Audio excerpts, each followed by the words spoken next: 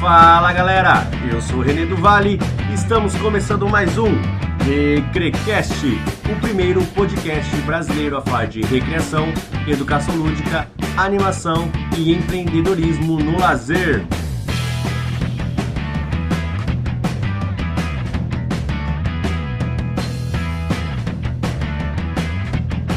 E nesse episódio nós batemos um papo com o Damione. Ele que é host e criador do Papo de Educador, um dos maiores, se não o maior podcast sobre educação no Brasil. Ele vai contar um pouquinho sobre a história do Papo de Educador e sobre como ele se tornou professor e podcaster.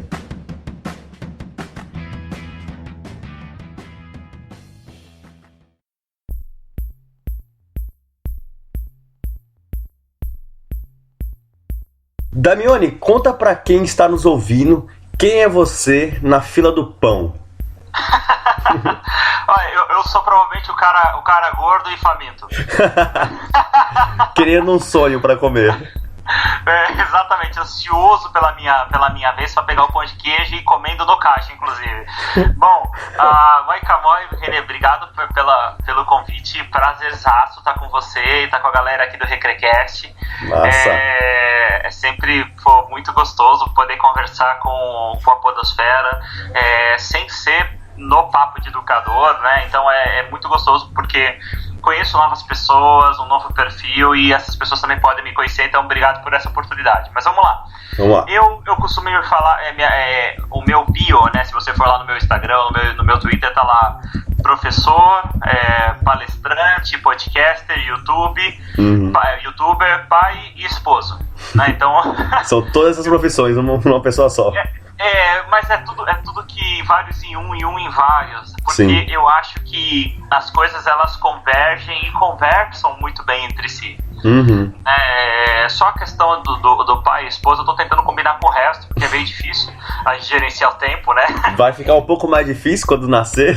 Exatamente, eu tenho uma bebezona de 11 anos, a Bia, e tá nascendo o Luquinhas, que ele nasce daqui 7 dias, exatamente daqui uma semana, né? Então vai ficar mais apertado ainda. Mas é aqueles desafios bons, aqueles desafios gostosos da vida. Uhum. Bom, eu sou professor do Instituto Federal de Educação de São Paulo. Eu leciono na área técnica de informática, então para os cursos técnicos e para os superiores na área de informática. E além disso, eu sou pesquisador na área de educação. A minha linha de pesquisa é a área de formação de professores. Mais precisamente, eu estudo o podcast como um meio de ferramenta de formação dos professores. Que bacana. Então, eu sou professor lá no Instituto, sou pesquisador. A minha formação, o que é bacana para o pessoal que conversa, que conhece o podcast Papo de Educador, eles acham que a minha formação inicial é pedagogia, mas não é. Eu venho de uma formação técnica, né? Eu também pensava isso. É super comum e é super compreensível, né? Eu fiz o curso de tecnologia em redes de computadores, então eu comecei a trabalhar com redes, uma especialização nessa área mesmo. Trabalhei por alguns anos em projetos até bastante grandes. Eu trabalhei numa multinacional americana super conhecida aí, uma gigante no mundo da tecnologia. Então eu trabalhei aí por quase 3 anos dedicado para a Latinoamérica, só trabalhando com a Latinoamérica menos o Brasil. Depois eu fui para a Operação Global, fiquei mais uns 2 anos trabalhando a nível global com projetos de empresas bastante grandes, com bancos, na área de TI. Só que paralelamente, René, uma coisa bastante interessante é que eu sempre fui apaixonado pela educação. Uhum. Ainda lá no curso técnico, eu era aquele cara meio Caxias, sabe? Que senta lá na frente. Porque eu lembro uma coisa que marcou muito. Uma professora, ela me perguntou, mas por que você tá tão aplicado? Por que você faz tantas perguntas? Porque ela achava isso meio fora da curva, né? É mesmo, era assim?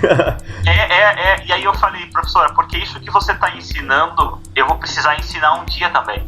Pô. Cara, então assim, eu realmente queria ser professor. Eu nunca tive essa dificuldade de saber, e eu me considero privilegiado por isso, porque eu nunca tive dificuldade de saber o que eu queria fazer. Uhum. A questão era como eu iria fazer o que eu queria, né? Mas o que eu queria, eu sei que eu queria trabalhar com tecnologia e eu queria ser professor. Então por isso que eu era um cara meio Caxias, porque eu tinha ciência que um dia eu ia precisar ensinar aquilo que eu estava aprendendo. Uhum. Então aquilo tinha utilidade para mim. Então aquele conhecimento que estava sendo passado, eu conseguiria contemplar que um dia eu ia precisar usar ele. Então por isso que eu era esse cara Caxias, né? Que eu fui bastante dedicado por causa disso. Aí eu fiz aí o superior, fiz a pós-graduação, fui trabalhar nesses projetos e, paralelamente, eu dava aula. Eu dava aula que hoje acontece, é muito comum no Brasil, de certa forma como um bico, né? Mas era legalmente, eu era registrado, eu trabalhava numa escola técnica da minha cidade, eu sou do interior de São Paulo, cidade de Indaiatuba, dava aula nessa escola. Também dava aula como professor substituto no Instituto Federal de Educação. Até que em 2014, eu fui aprovado no concurso federal e aí eu ingressei efetivamente como professor do Instituto Federal. E como professor do Instituto Federal, eu precisei me ausentar dessas outras atividades. Sim. E aí foi legal, René, porque eu conheci a educação formal.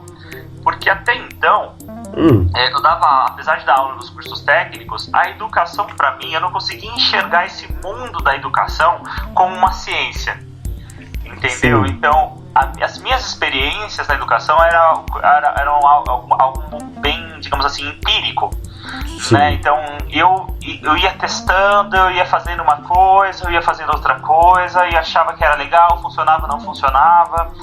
E ao mesmo tempo, depois que então eu comecei a me dedicar como professor de tempo integral, não sou muito velho, mas eu comecei a dar aula bastante cedo, eu comecei a dar aula em 2003, cara. Caraca! Eu dou aula já há 15 anos. Lembra que eu falei, eu sempre, assim que eu saí do curso técnico, eu comecei a dar aula. Sim. Então eu sempre balancei, né, a indústria com a docência. E aí em 2014, mais ou menos, eu fiquei exclusivamente aí como professor, e aí sim eu comecei a ser apresentado na educação formal. Tudo mudou na minha vida quando eu enviei, ainda já como professor do Instituto Federal, eu enviei um projeto de pesquisa para a Finlândia, para a Universidade Finlandesa, e meu projeto foi aprovado. E aí eu fui convidado para ir para a Finlândia. A Finlândia, os assinantes aí do Recrecast devem saber que é um dos países com a melhor educação do mundo, né? Então, no ano de 2015, eu fiquei 6 meses lá na Finlândia. E, cara, essa experiência com a educação finlandesa, ela transformou totalmente o rumo da minha vida. Então, eu posso falar tranquilamente, René, que antes da Finlândia eu era um e depois eu sou outro. Por quê? Porque parece que a minha mente se abriu. Eu tinha muitas indagações e muitas questões sobre o que era educação, como a educação era feita, se nós fazíamos a educação da melhor maneira que nós poderíamos fazer.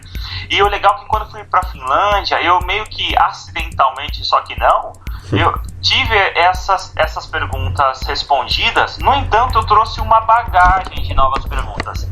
Sim. Né? Então ele realmente ampliou bastante a minha visão. E ainda na Finlândia eu criei o podcast Papo, então era Papo de Professor, hoje é Papo de Educador.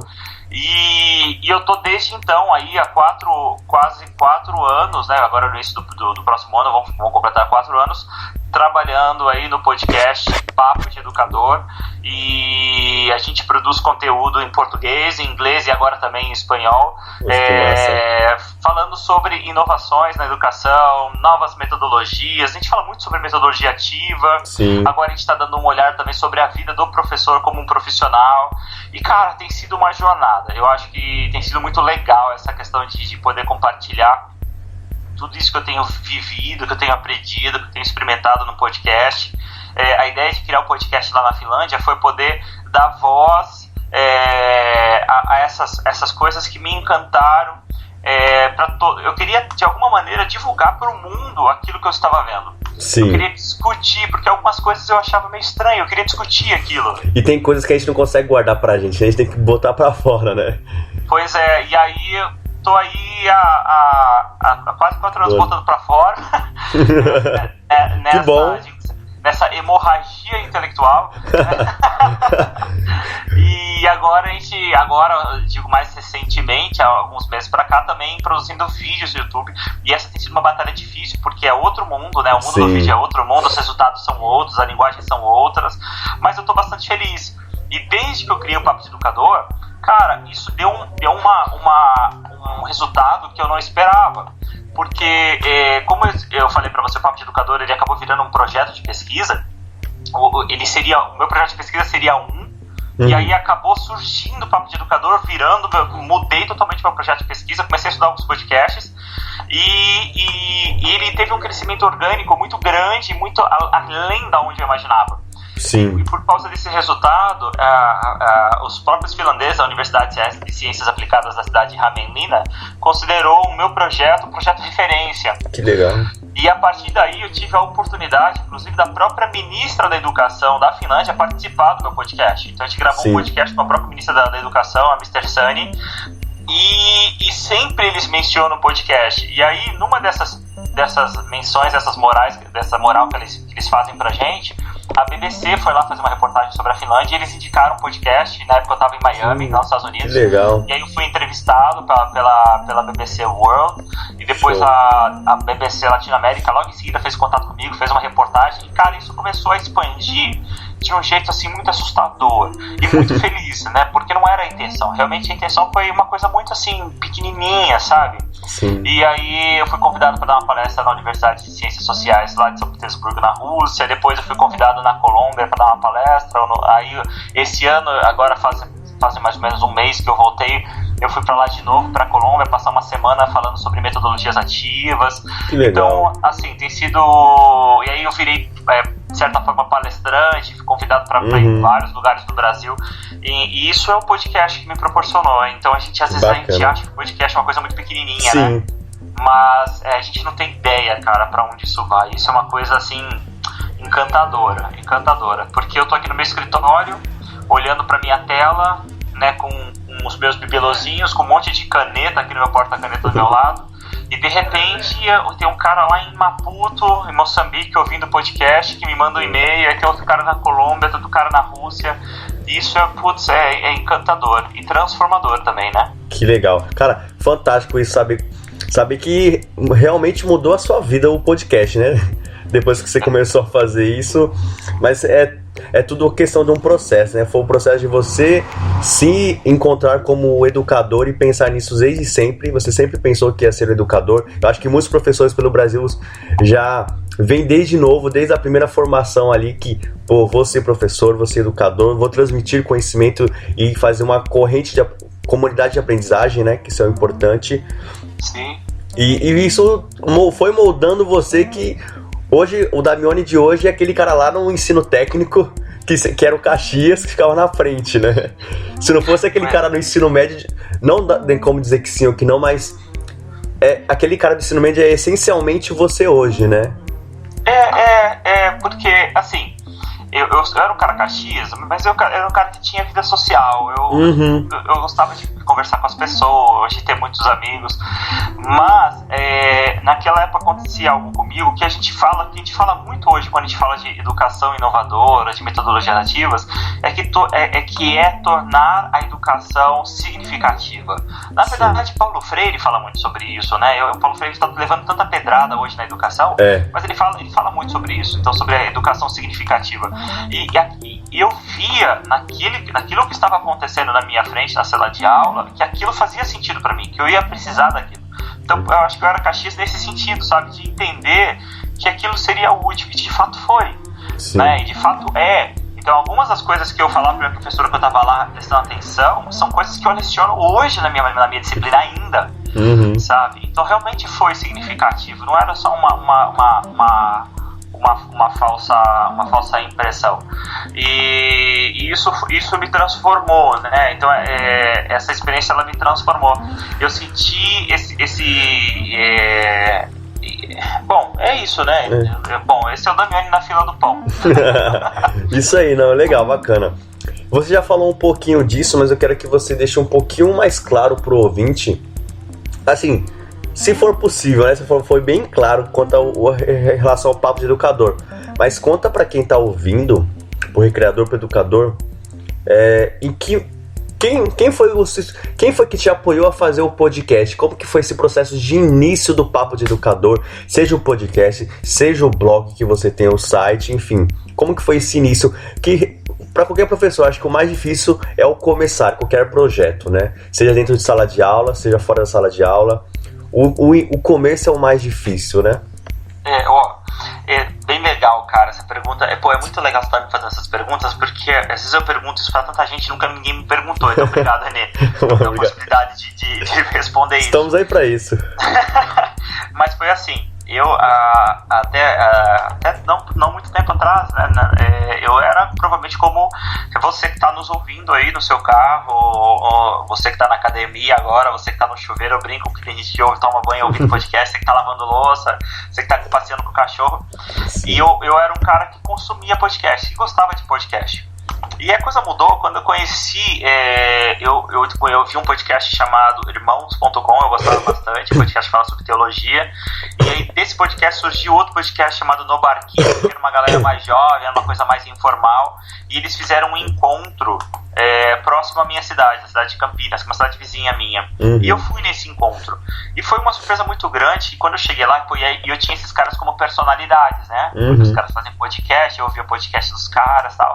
E aí quando eu cheguei lá eu vi que eles eram seres humanos, sabe? Sim. Então... eram normais, né? Que eles eram normais, que eles eram pessoas como eu, né? Sim. E aí eu falei, pô, se os caras estão fazendo isso, eu também posso. Então isso assim, isso tirou aquela mística que a mídia faz. Então, quando você assiste ao Jornal Nacional, você fala, meu, Bonner não existe. Bonner é um cara que tá ali no pedestal, ele é androide, né? Você não consegue imaginar fazendo outra coisa que não seja aquele jornal, né? Exatamente, ele falou, o cara tá lá, ele é um ser humano altamente capacitado pra isso, e de repente eu vi que esses caras doidos no Barquinho, um podcast que ainda existe, eram seres humanos, cara, eram pessoas que estavam lá e eles pegavam o equipamento, botavam rec e gravavam aquilo que eles achavam que era interessante, que era relevante, e aquilo então deu uma desmistificada. Sim. E falou, pô, isso é acessível, eu consigo fazer isso.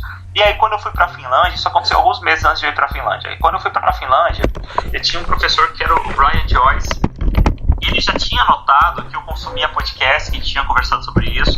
Ele é britânico, que mora na Finlândia há muitos anos, casado com uma finlandesa, e o Brian, então ele ficava, mas o Brian é um professor, cara, que é aquele cara que a gente brinca aqui, eu brinco porque eu falo que eu quero ser ele quando eu crescer, porque é um cara extremamente sensível, sagaz, e ele não chega e fala, pô, por que você não faz um podcast? Ele vai te fomentando, te jogando pistas, te ajudando a construir. Ele usa uma coisa que eles chamam lá de scaffolding, como se fosse um andaime. Ele suporta o seu processo de aprendizagem. Então ele vai te dando meios para que você chegue na conclusão. Exatamente. E então ele foi me fomentando, até que um belo dia, uma professora, numa aula de outra professora, que ela falava de ferramentas digitais, a Paive, ela chegou e falou, olha, gente, existe uma ferramenta de grande potencial na área de educação, que é o podcast. Eu falei, opa, como assim? Podcast? Aí na hora eu falei, claro, é um podcast, eu preciso fazer um podcast. E a universidade lá, a Universidade de Ciências Aplicadas, né, a HANC, que é a University of Applied Sciences of Hamelina, ela é uma faculdade muito bem equipada. Então eu fui no setor lá de comunicação da faculdade, eles tinham um equipamento bem bacana para gravar, eles tinham um Zoom H4, me emprestaram dois, me emprestaram os microfones, me emprestaram tudo. E aí eu fiz aquele montoeira de fio, eu lembro que era inverno, devia estar agradáveis, menos 17 graus. Nossa! E aí eu fiz essa montoeira de fios, assim, eu lembro, cara, muito claramente, assim, e eu gravei alguns podcasts de teste, assim, de brincadeira. Peguei um amigo meu que tava do lado e falei, vem cá, vamos gravar, você dorme tarde? E comecei a falar groselhas. Sim. Depois abri o programa de edição, o Audacity, fiz a edição desse material, mandei pra galera, o pessoal adorou, falou, pô, ficou muito engraçado. Eu falei, pô, então eu vou fazer um podcast sobre educação discutindo. E aí surgiu o podcast Papo de Educador. O engraçado é que eu uso um bordão, meu bordão é moi-ca-moi. E é o que eu tenho usado desde o meu primeiro. Toda vez que alguém me manda um e-mail, me manda com moi-ca-moi. É engraçado, as pessoas em congresso às vezes me encontram e falam, ei, Damione, moi-ca-moi, assim, pegou, que legal. E esse moi-ca-moi, ele é oi em finlandês. Sim, eu dei uma pesquisada. Oi, olá. E esse moi-ca-moi, ele surgiu na brincadeira, porque foi assim, eu sentia a necessidade de ter um bordão. Porque o podcast brasileiro, ele é muito diferente do podcast internacional. As características são diferentes. O podcast internacional, ele é mais cru, o cara chega, oi, bom dia, e começa a falar. Sim. O podcast brasileiro, ele é mais radiofônico, né? Então ele já tem um bordão, ele já tem uma linguagem muito, muito parecida com a rádio, ele tem vinheta, ele tem música de fundo, ele tem vírgula sonora, né? E eu sentia a necessidade de ter um bordão. E não preciso, mas eu queria ter um bordão. E aí um dia antes eu tinha brincado, eu tava conversando com um adolescente lá na Finlândia, eu falei, me ensina algumas gírias. E aí ele me ensinou algumas maneiras engraçadas de falar oi. Então ele fala, terve pa terve, moro adoro. Moica, moi. E aí, na hora de começar, um amigo falou, pô, Damione, qual que é o seu bordão? Eu falei, não sei. Moica, moi, bem-vindo ao podcast Papo de Educador, esse podcast. Cara, e saiu de lata o greeting que eu uso até hoje, assim, foi de uma vez só. Que bacana, cara. Foi muito no susto, e depois que eu gravei, eu falei, pô, ficou legal, deixa eu anotar pra fazer igual. Pra mim não esquecer na próxima, né? Tem que deixar... Pois é, eu tô aí todo esse tempo com esse papo de moi, calmoi, e foi assim que começou o podcast. E é algo, cara, que, assim, quando eu comecei a ouvir você, eu fiquei, que esse moi, calmoi que ele tanto fala? Falei, meu Deus, eu comecei a pesquisar, cara, eu achava umas coisas, não pode ser isso. Aí eu cheguei no significado finlandês, falei, será que é olá, cara, esse moi calmoi dele? Porque eu realmente não lembro de ter escutado algum podcast que você explique isso. Dentro do Papo de Educador, eu não lembro de ter escutado que você explique o que é o moi calmoi. Então quem tá escutando fica no subconsciente, fala, o que será o que é o moi calmoi? Acho que as pessoas te mandam o e-mail, te cumprimentam sem realmente saber o que seja, né? É muito comum. E assim, a pergunta que eu mais recebo é o que é moi calmoi. Acho que normalmente quando as pessoas me conhecem, oi Damione, pra gente conhecer o que é moi calmoi. É uma coisa... Você podia fazer um significado, agora um significado assim, fantasioso, você sabe? Outras coisas. Pois é, sei lá, né? Mas assim, fantasiar esse moi calmoi agora. E o que você falar, o pessoal vai acreditar que é. Ressignificar ele, né? Ressignificar, exatamente, essa palavra. Mas beleza. Damione, beleza, você falou como que começou, um pouquinho de você. Mas agora aquela parte que a gente vê o amor que você tem fazendo isso, o encanto que você tem, o prazer que você transparece ao falar de fazer podcast, de produzir conteúdo de educação. Mas eu gostaria que você dissesse quais são os desafios, sejam eles positivos ou negativos, de fazer um podcast de educação. Cara, olha, desafio é a palavra, né? Porque são vários. Primeiro, ser professor no Brasil é um desafio. Uhum. Escolher para essa profissão, né? Exatamente, então às vezes eu recebo visitas em casa, isso aconteceu até pouco tempo atrás. Estávamos na mesa jantando todos juntos, e aí a minha esposa olhou pro filho da nossa visita e falou, você vai ser professor, né? Porque o menino tava falando muito bem, gostava de explicar as coisas. Aí o pai falou assim, não, misericórdia, Deus me livre. Aí você lembra que você tá sentado na mesa de um professor, né? Então, assim, infelizmente a nossa profissão ela ainda muito desvalorizada, mas eu sou otimista no sentido de achar que isso vai mudar. Acho que a mudança ela já começou, ela ainda é passinho de tartaruga, mas ela vai mudar. E outra, depois que você conhece um ambiente como a Finlândia, que é referência na educação mundial, onde os professores são super valorizados, assim, os professores, se não me engano, eles são a terceira ou segunda profissão mais valorizadas, que é mais reconhecida, mais admirada, a palavra é mais admirada. Então eles estão junto ali com os médicos, eles estão no mesmo status dos médicos, dos advogados, dos engenheiros. Então é uma profissão que ela é bem remunerada, onde se tem estrutura. Eu estava conversando hoje com um amigo aqui em casa, numa videoconferência, que a escolinha mais simplesinha pública da Finlândia é melhor do que, ou é tão boa quanto a melhor escola particular da minha cidade, que tem uma parcela de 4, 5 mil reais. Então é uma estrutura excelente. E quando você vem para o Brasil e olha para nossa realidade, você vê que o professor por si só, ser professor é um desafio. No entanto, eu acredito que há solução e que nós podemos transformar a educação. Eu, Damione, posso transformar não posso transformar a educação brasileira, mas eu posso transformar a vida dos meus alunos, da minha sala de aula, do meu ambiente escolar, agora com o Papo de Educador um pouquinho mais. Então, eu acho que se nós nos mantivermos inspirados, nós vamos conseguir inspirar outras pessoas, e aí nós vamos começar essa mudança. Temos que ter paciência. A educação finlandesa, a Finlândia saiu de uma cultura camponesa bem pobre e levou 30 anos para se transformar na potência que ela é hoje. Só que a Finlândia ela é um país de 5 milhões de habitantes. Só a cidade de São Paulo tem 12 milhões de habitantes. só cidade. Nós vivemos um país de 220 milhões de habitantes. A Finlândia é uma tripinha, é um país pequeniníssimo. O Brasil é um país continental, são os nossos Brasis, né? Os nossos Brasis. Então, eu tenho a consciência também que, apesar da tecnologia acelerar as mudanças, nós vamos levar mais do que 30 anos. Então, a questão é para você, que é educador, que está nos ouvindo, que essa mudança já começou e você não desanime, né? Isso é muito importante.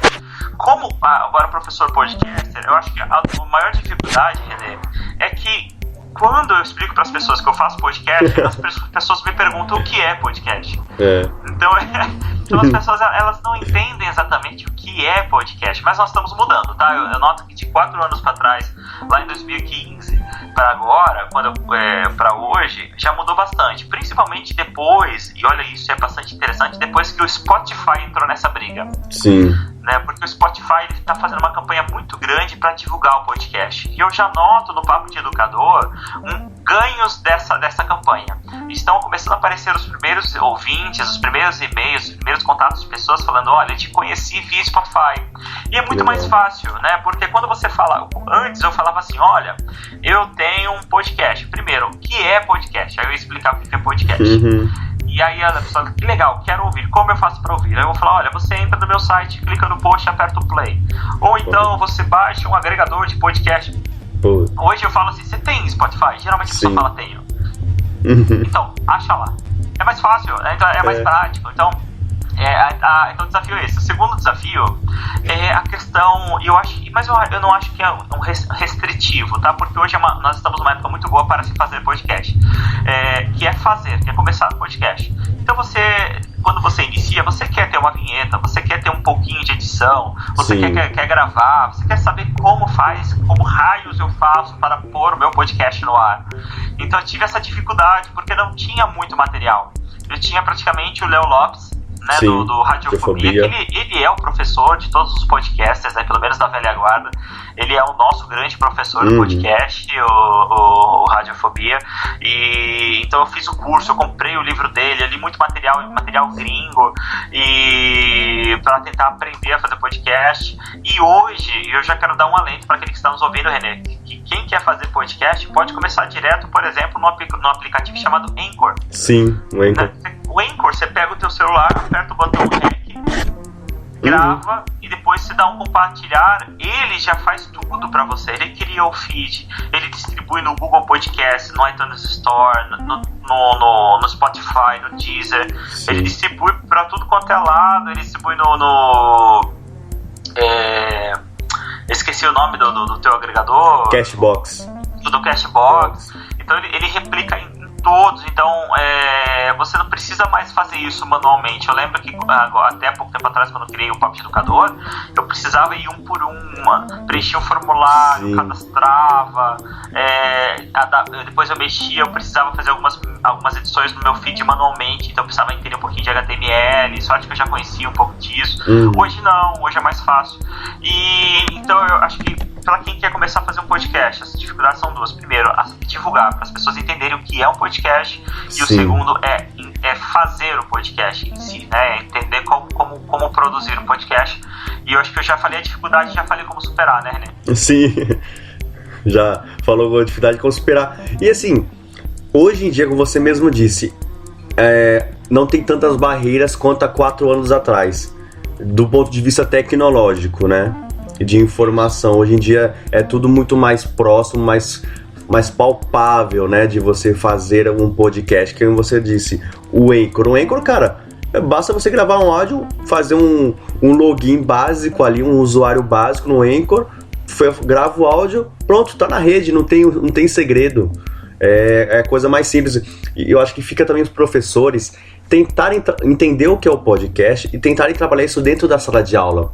Porque eu mesmo, René, eu aprendo muito ouvindo podcast sobre N assuntos.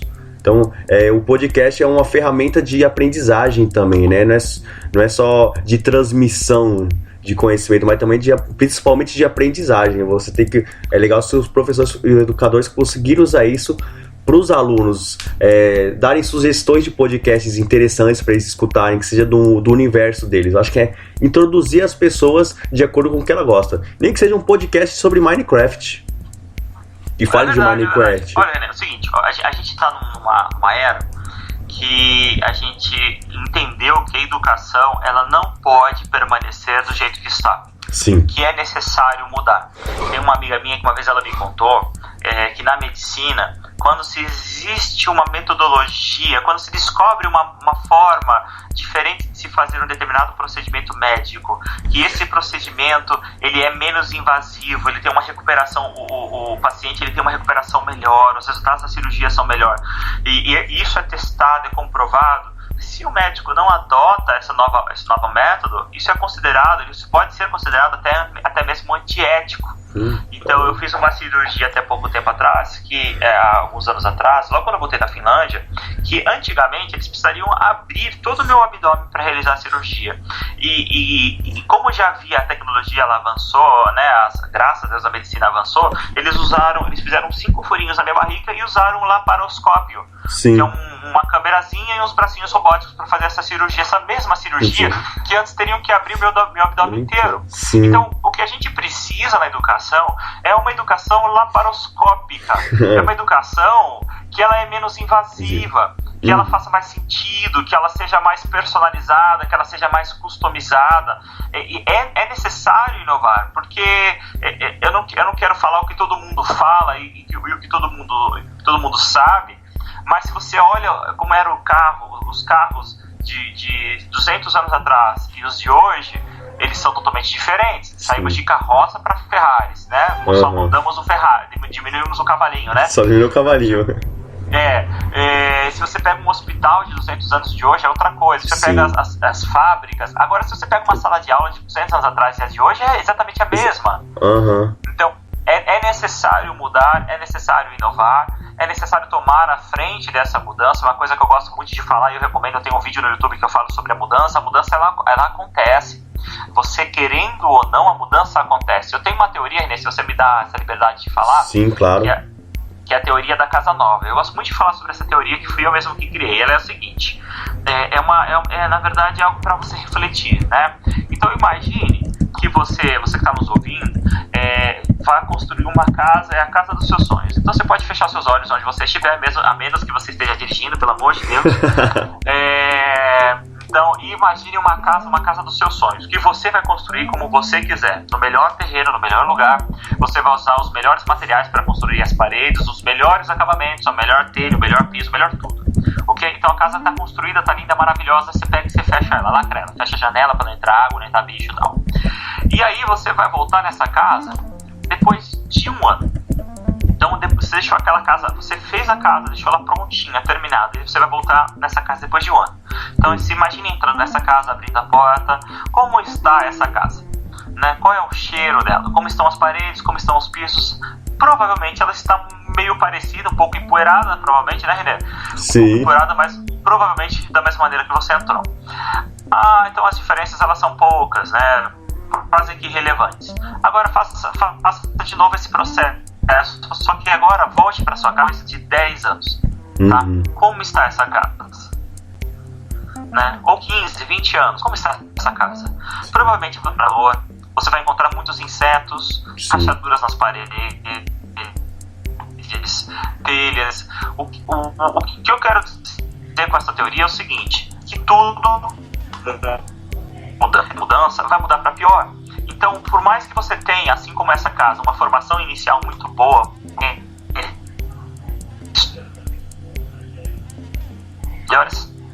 se continuar fazendo uma manutenção desse seu conhecimento, essa atualização, você começa a deteriorar.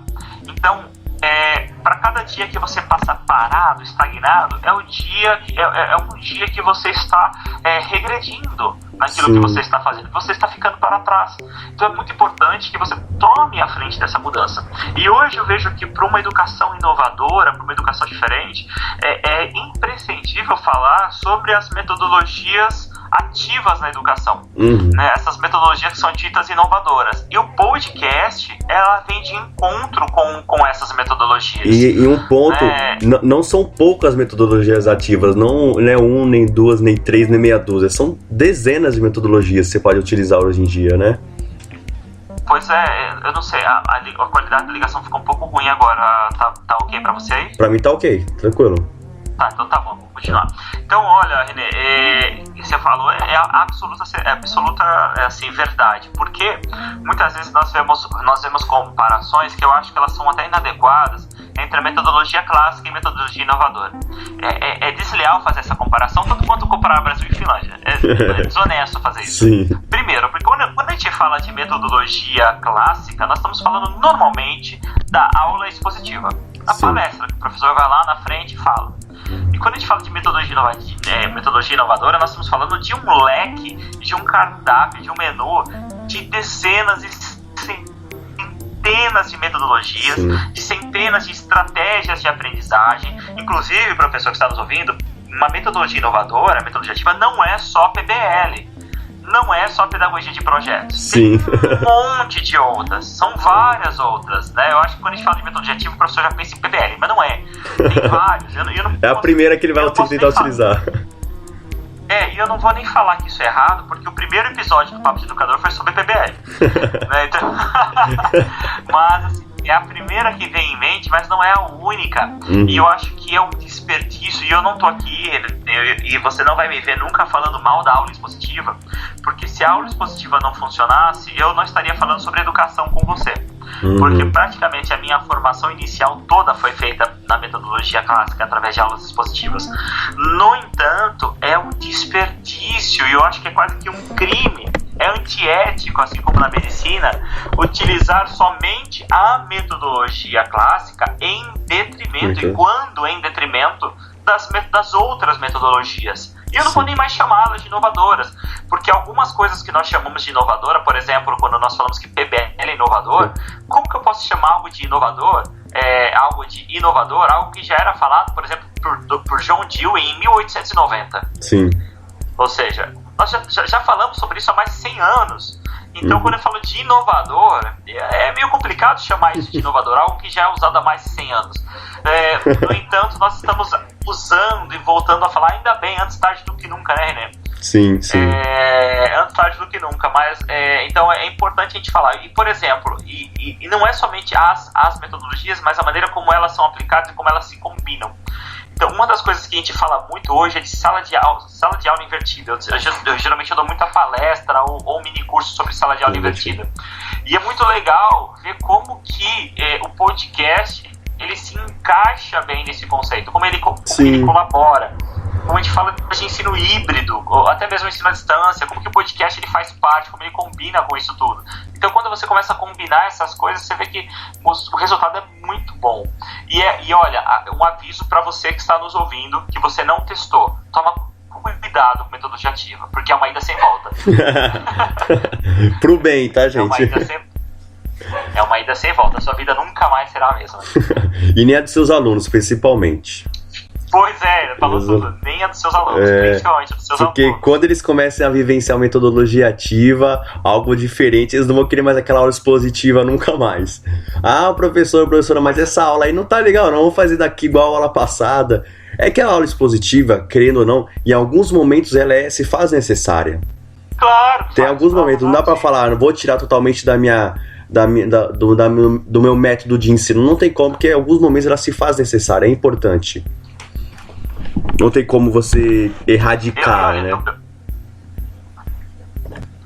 Olha, uma coisa interessante, assim, às vezes alguns alunos meus me procuram e falam, professor, você podia falar com tal professor pra ele mudar, pra ele inovar. Fale você pra ele ouvir lá o Papo de Educador, fale pra ele ouvir o Recrecast, fala pra ele procurar, porque eu não quero arrumar inimizade. Mas uma coisa que é bem interessante falar, eu não quero focar talvez nesse momento em falar o que você tem que fazer, você que está nos ouvindo o que você tem que fazer, mas eu quero falar o que você não deve fazer. Sim. Eu acho que é tão importante quanto, Sim. né? Quando uma coisa legal, Renê, que quando eu voltei da Finlândia, eu falei, cara, eu vou inovar a minha sala de aula. Eu já me considerava um professor assim diferente, que procurava usar métodos ativos, mas eu nem sabia que era método ativo. Talvez você que está nos ouvindo, quando você começar a procurar o que são metodologias ativas, você vai falar, pô, mas isso eu já faço. Sim. Então eu tenho certeza que muitas das coisas que você já faz são metodologias ativas. Muito porque, René, aqueles que estão nos ouvindo agora são pessoas que já têm uma tendência Exatamente. a inovar. Então é muito comum que a pessoa que esteja nos ouvindo, você que está nos ouvindo, já esteja tentando fazer algumas coisas. Mas é importante você estudar, porque quando você descobre aí, quando você começa a dar nome aos bois, você começa a descobrir que existem formas estruturadas de fazer aquilo que você já faz, ou fazer aquilo que você faz melhor, ou com menos sofrimento, né, com menos lágrimas e com menos suor. Então, quando você usa PBL, você acha que é simplesmente ter um projeto e vamos embora. E quando você começa a estudar, você vê que tem toda uma metodologia, uma maneira de conduzir esse projeto, uma maneira de avaliar esse projeto que é tão importante quanto. Então, isso te poupa esforço e potencializa o que você faz. Mas quando eu voltei da Finlândia, eu levei 100% das aulas. Eu quero mudar tudo. Calma aí. Não, travou tudo aqui, tá me ouvindo? Tô. Agora voltou. Agora voltou. Então travou aqui e correu tudo de uma vez. Parece que travou a recepção. Mas tinha travado, eu tinha até anotei aqui, travou quando você começou a falar quando eu voltei da Finlândia. Legal, tá bom, vamos lá. Voltando. Então, quando eu voltei da Finlândia, eu falei, eu vou mudar 100% das minhas aulas. Sim. Eu vou transformar todas as minhas aulas, todas elas, em metodologias ativas. Eu vou abandonar totalmente as minhas aulas expositivas e vou transformar tudo em metodologia ativa. E uma coisa interessante, as pessoas se surpreendem, que depois de um semestre usando metodologias ativas 100% das minhas aulas, o resultado foi um desastre. Foi horrível, René. Foi horrível. Por quê? Por quê? Isso que é interessante. Porque eu fiz tudo da maneira errada, né?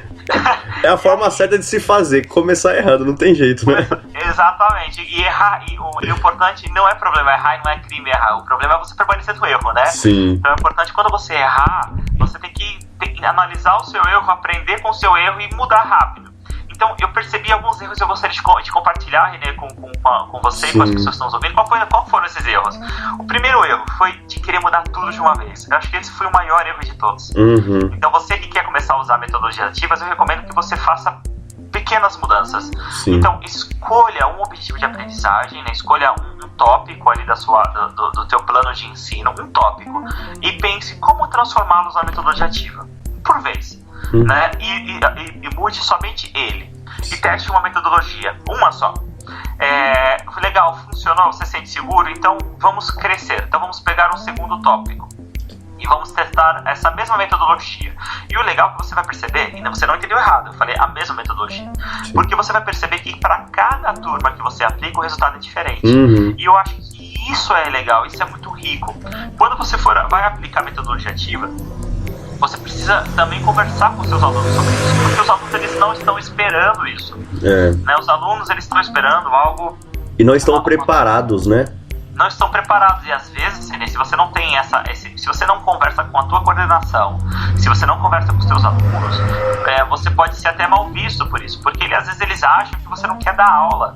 Né? Então, quem não conhece metodologia ativa, quem nunca foi atrás, acha que metodologia ativa é coisa de preguiçoso, e não é.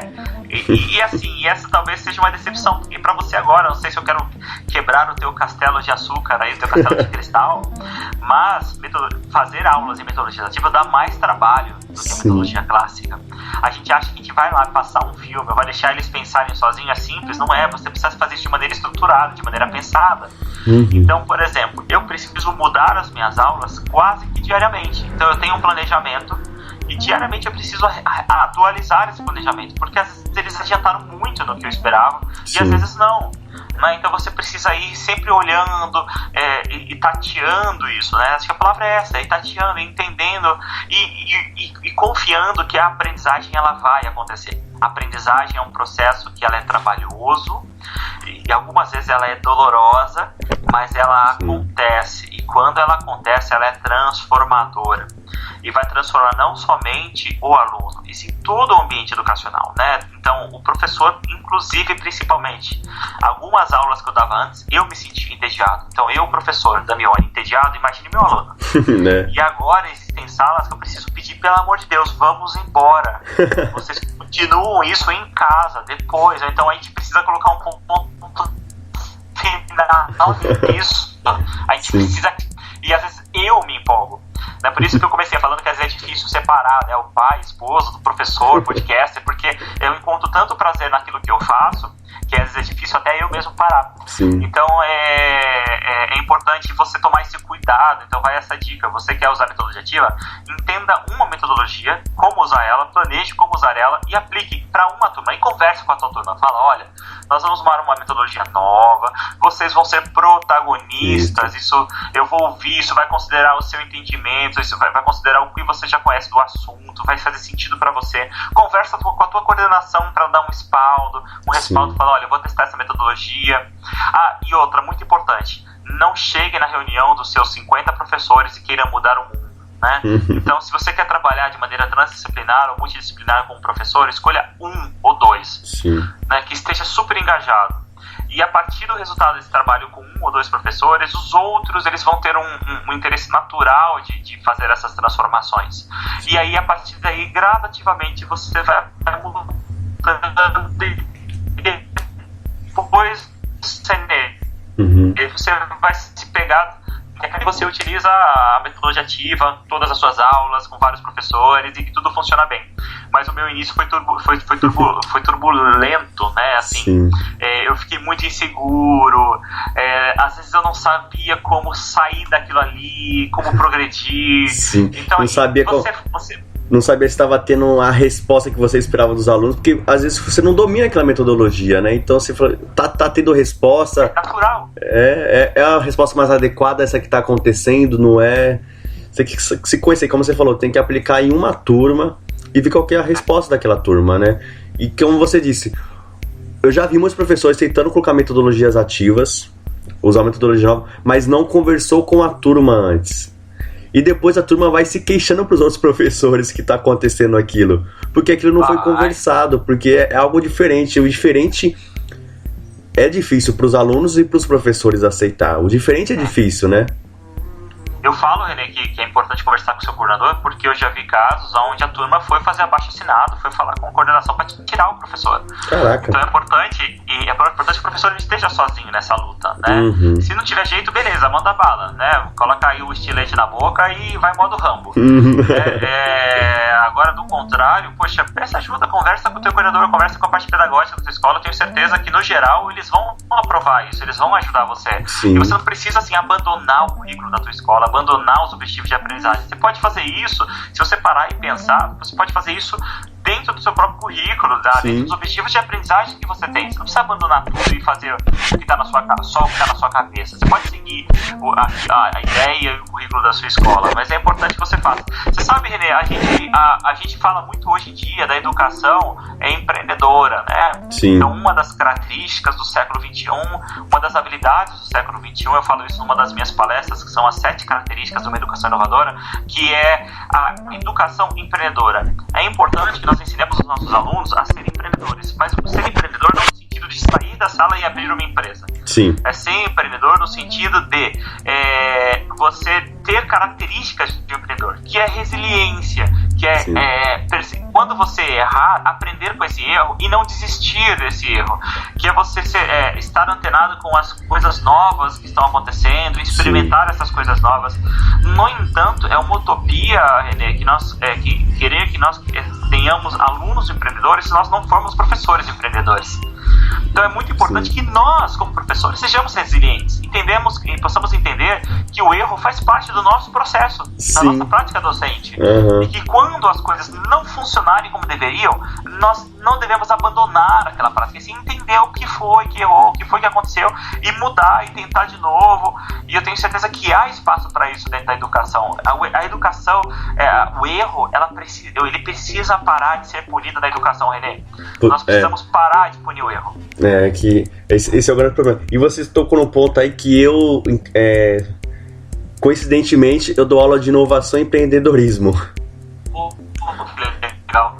E passa por essa dificuldade mesmo, porque a forma que foi implementado isso não foi a melhor possível. Então tem muitos conflitos, em todas as aulas tem conflitos, por que é assim, por que é assado, e é difícil os alunos entenderem o porquê que eles estão aprendendo aquilo. A inovação, por que um aluno, por exemplo, de ensino técnico tem que aprender inovação? Sabe, em empreendedorismo, é difícil para eles entenderem isso. E também, como é uma coisa muito nova, é difícil você deixar claro a importância daquilo. Então a gente tenta, aos poucos, colocando na cabeça do aluno que aquilo é importante, porque e no final de todo o processo de um semestre, você consegue fechar. Olha o que vocês construíram ao longo do semestre. Olha o que vocês aprenderam sem saber que estavam aprendendo. Pois é. Aí quando eu mostro, eu tava finalizando o projeto deles, o projeto do semestre, eu mostrei um projeto que não trabalhou sobre o mesmo pilar que a gente, mas era o mesmo foco, mas não trabalhou sobre os mesmos pilares, né, de empreendedorismo. Aí eles mesmos perguntaram, professor, mas por que eles fizeram isso? Sabe? É que é um curso de eletrotécnica. Então a gente tinha que fazer um projeto que tem a ver com o curso, mas que vá suprir uma demanda do mercado, vá solucionar um problema que existe realmente no mercado. Então, aí quando eu mostrei um projeto de alunos de outro lugar que só fizeram o projeto por fazer o projeto, eles mesmos perguntaram, professor, mas por que eles fizeram isso? Qual que é a utilidade do que eles estão fazendo? Então você vê que eles já se apropriaram daquela metodologia e já interiorizaram. Fazer por fazer não ajuda mais hoje em dia. Tem que fazer com propósito, tem que entender o por que está fazendo. Isso em qualquer matéria, não só na inovação e empreendedorismo, mas dentro da matemática. Por que eu estou aprendendo Bhaskara, né?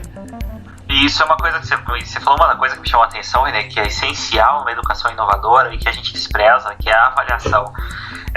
A avaliação, quando ela é bem feita, ela não é punitiva. Sim. Ela é construtiva e ela faz parte do processo de aprendizagem. A avaliação é você avaliar realmente os conhecimentos que foram adquiridos, a maneira como eles foram aplicados. E quando você faz a avaliação da maneira adequada, ela vai gerando evidências de aprendizagem, né? Uhum. Ou seja, o aluno ele vai, de certa forma, das mais diversas formas possíveis. Esse é um assunto bastante complexo, a gente aborda em 2 episódios no Papo de Educador. Ele vai gerando evidências de aprendizagem, de maneira que, ao final do trajeto, o aluno ele possa olhar para trás e falar, pô, olha o tanto que eu progredi, olha onde eu estava, porque o aluno, é muito normal que o aluno chega e fala assim, o que você viu no semestre passado? Eu não vimos nada. O que você aprendeu? Eu não aprendi nada. Isso não é exclusividade dos seus alunos, dos meus, ou da você que está nos ouvindo. Geralmente o alunado ele faz muito disso, né? Falando, não aprendi nada, não sei nada. E quando ele vai gerando essas evidências de aprendizagem, ao final de um período ele olha para trás e fala, poxa, olha o tanto que eu construí. Sim, sem saber que estava construindo. É isso mesmo, quando o aluno ele aprende, tem essa linha de aprendizagem, né? Isso é o mais importante, essa linha. E a avaliação não é aquela punitiva de 0 a 10 e ponto. Você não entregou o que eu pedi, perdeu ponto. Não, assim, dentro do que eu te entreguei, dentro do que eu solicitei, dentro do que eu sabia o que você era capaz de entregar, eu só fazer uma avaliação adequada para cada tipo de proposta, né? Não só de 0 a 10, estou aqui a prova dissertativa, não só aprender os conceitos, mas aprender e aplicar esses conceitos, isso é importante. É verdade, é verdade.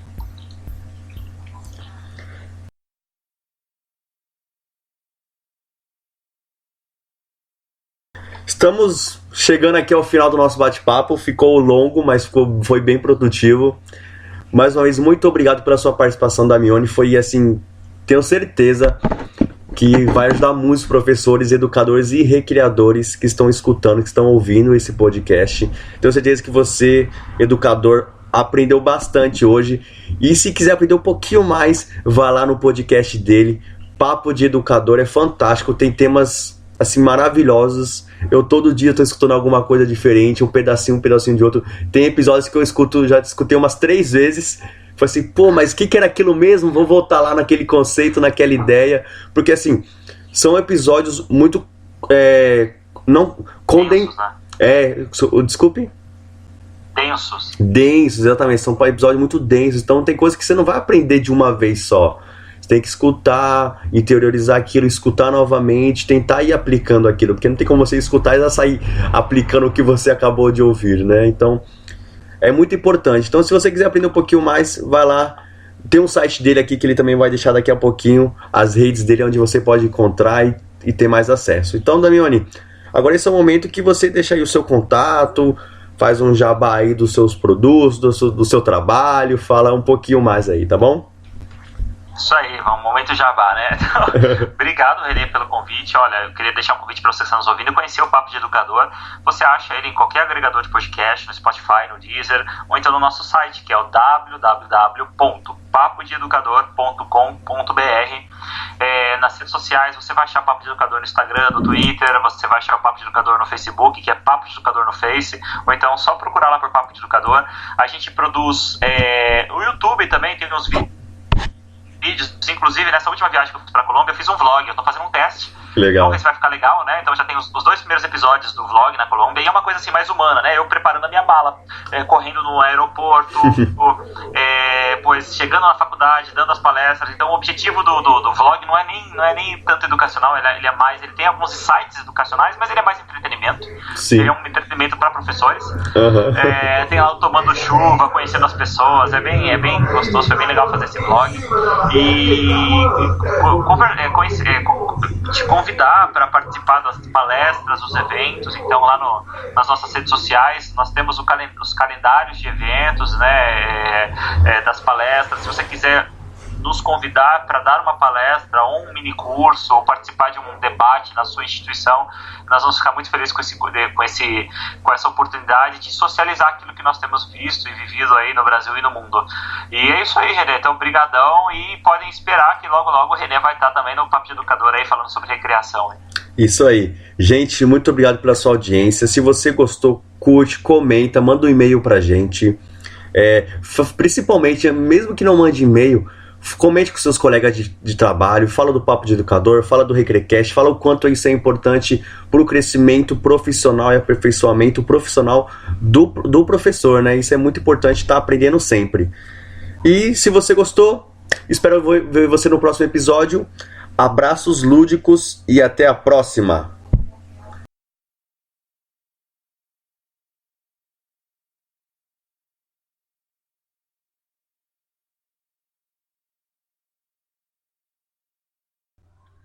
Fala galera, eu sou o Renê do Vale, estamos começando mais um Recrecast, o primeiro podcast brasileiro a falar de recreação, educação lúdica, animação e empreendedorismo no lazer.